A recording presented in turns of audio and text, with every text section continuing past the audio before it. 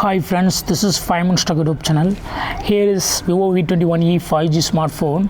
In this video, you will learn how you can change notification sound in your phone Vivo V21e 5G.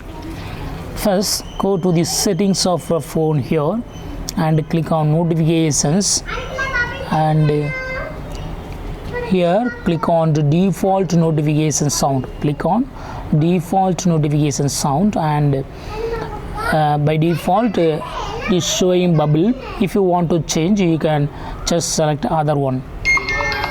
I select arrival, then bell, and this arrangement, Dobby. So in this way you can easily change to any notification sound.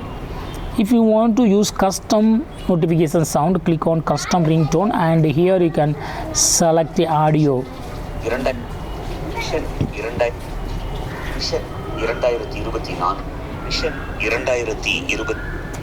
So in this way you can easily set a custom notification sound to in your phone Vivo V21e 5G. I would like to set in grain.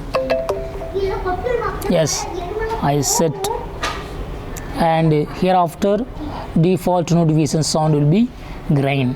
In this way you can easily change notification sound in your phone Vivo V21e 5G. That's all friends. Thanks for watching. Bye.